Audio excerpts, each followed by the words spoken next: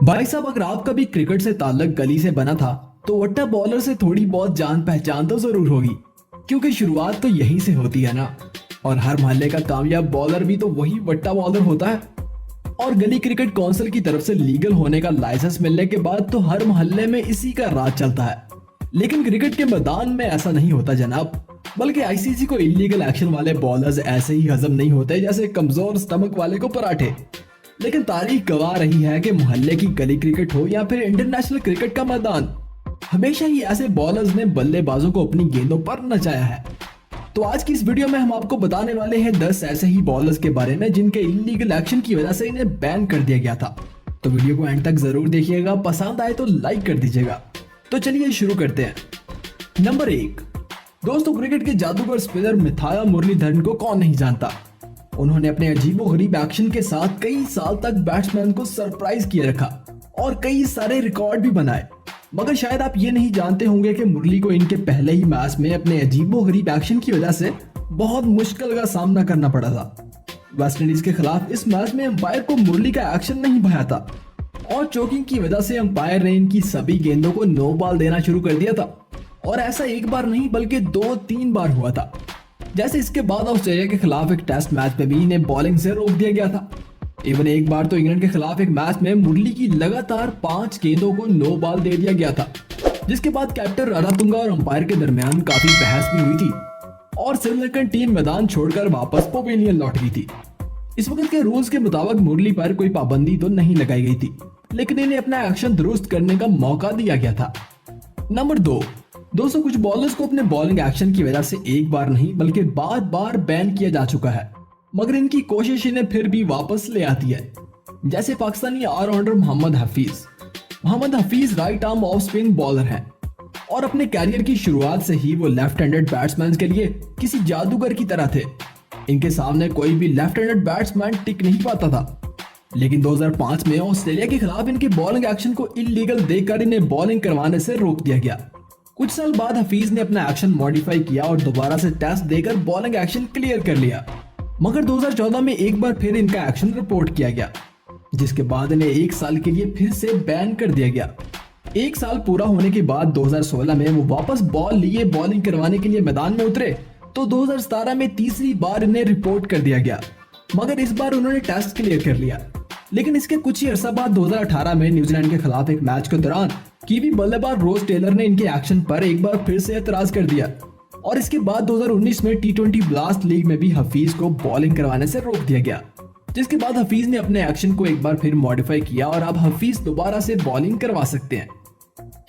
Number 3, दोस्तों, हर spin bowler की कोशिश होती है कि वो अपनी घूमती हुई गेंद से बल्लेबाज को सरप्राइज कर दे और कुछ बॉलर गेंद को ज्यादा स्पिन करने की कोशिश में चोकिंग का इस्तेमाल भी कर जाते हैं, लेकिन आईसीसी की नजरों से बच नहीं पाते।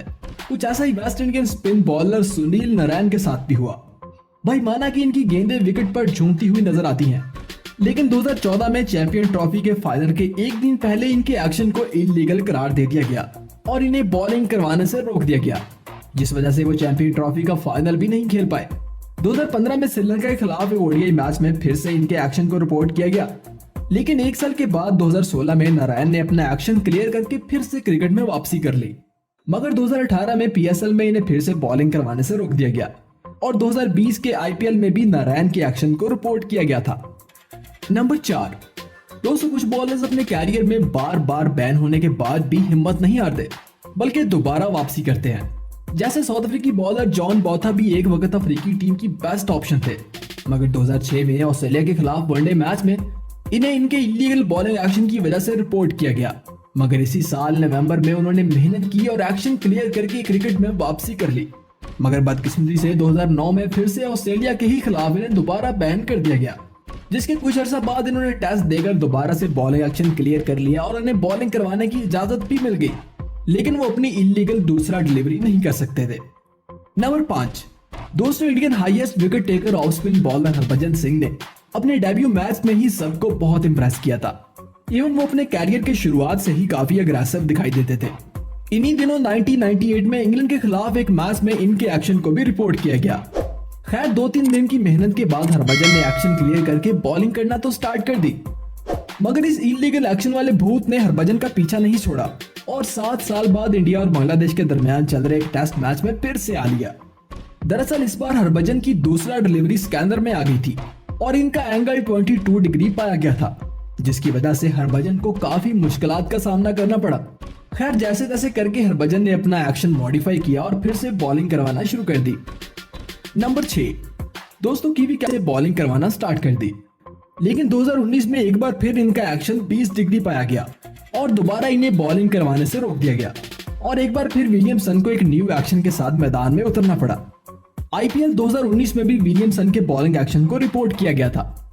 नंबर 7, दोस्तों किसी अच्छे बॉलर का टीम से बैन हो जाना टीम के लिए बहुत बड़ी बैड लक की तरह होता है और बॉलर भी वो जो टीम के लिए एक मैच विनर की तरह हो।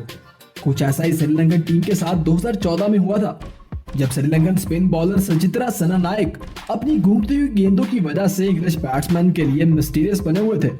तो इसी सीरीज में इनका एक्शन भी आईसीसी के रडार में आया और इन्हें इलीगल एक्शन की वजह से 1 साल के लिए बैन कर दिया गया। इसके बाद उन्होंने एक्शन में कुछ बदलाव किए और दोबारा क्रिकेट में वापसी तो की, मगर अपने इस न्यू एक्शन के साथ वो पहली वाली एबिलिटीज नहीं दिखा सके, जिसके बाद उन्हें बहुत जल्द टीम से ड्रॉप कर दिया गया। नंबर 8, दोस्तों कुछ बॉलर्स को उनकी वैरायटीज और कुछ डिलीवरीज की वजह से भी बैन कर दिया जाता है। मतलब किसी खास डिलीवरी के दौरान इनका बॉलिंग एक्शन स्कैनर में आता है और इन्हें इलीगल करार दे दिया जाता है। कुछ इसी तरह West Indian allrounder Marlon Samuel के साथ भी हुआ था। वो अपनी स्पिन बॉलिंग के दौरान एक फास्ट डिलीवरी भी किया करते थे, जो बैट्समैन के लिए बहुत सरप्राइजिंग होती थी, मगर 2013 में इंग्लैंड के खिलाफ इनकी इस फास्ट डिलीवरी को इलीगल करार दे दिया गया, जिसके बाद से अभी तक उनको तेज डिलीवरी करना अलाउ नहीं है। नंबर 9, एक अरसा तक बांग्लादेश के मेन बॉलर रहने वाले स्पिन बॉलर अब्दुल रज़ाक बांग्लादेश के सबसे कामयाब स्पिन बॉलर भी गुजरे हैं। 2008 में न्यूजीलैंड के खिलाफ एक मैच में अब्दुल रज़ाक का बॉलिंग एक्शन भी इलीगल करार दे दिया गया था। इस मैच में इनका एक्शन 22 डिग्री तक बैंड पाया गया था, जिसके बाद इन्हें क्रिकेट से बैन कर दिया गया था। इनका बैन होना बांग्लादेशी टीम के लिए एक बहुत बड़ा झटका था। खैर 1 ही साल बाद अब्दुल रज़ाक ने मेहनत की और अपने एक्शन को मॉडिफाई करके दोबारा क्रिकेट में एंट्री की, लेकिन इनके नए एक्शन में पहले की तरह जादू नजर नहीं आया। नंबर 10, दोस्तों जब भी किसी बॉलर को इसके इलीगल एक्शन की वजह से बैन किया जाता है, तो इसके पास अपना एक्शन मॉडिफाई करने के बाद दोबारा बॉलिंग करवाने का एक और मौका होता है। मगर एक्शन में बदलाव की वजह से बॉलिंग एबिलिटीज में भी बहुत कुछ बदल जाता है, जिस वजह से कुछ बॉलर्स कमबैक तो करते हैं, लेकिन वो पहले की तरह टीम में जगह नहीं बना पाते। कुछ ऐसा ही पाकिस्तानी जादूगर स्पिनर सईद अजमल के साथ भी हुआ था। एक वक्त सईद अजमल पाकिस्तानी टीम के लिए बैकबोन की तरह थे और इनकी झूमती हुई गेंदें बैट्समैन को बड़ी मुश्किल में डालती थी। कुछ ही अरसा में अजमल दुनिया के नंबर 1 बॉलर भी बन गए थे और फिर 2014 में श्रीलंका के खिलाफ इनका एक्शन भी आईसीसी के रडार में आया और इन्हें बॉलिंग करवाने से रोक दिया गया, जिसकी वजह से वो 2015 का वर्ल्ड कप भी नहीं खेल पाए। खैर 1 साल की मेहनत के बाद अजमल ने अपना एक्शन मॉडिफाई करके क्रिकेट में वापसी तो की, लेकिन इनके न्यू एक्शन में पुराने वाला मैजिक नजर नहीं आया, जिसकी वजह से उनको दोबारा एक्शन में नहीं देखा गया। तो दोस्तों अगर आपके मोहल्ले में भी ऐसा कोई इलीगल बॉलर है तो उसे गली क्रिकेट काउंसिल से बैन करवाएं और रियल टैलेंट को प्रमोट करें।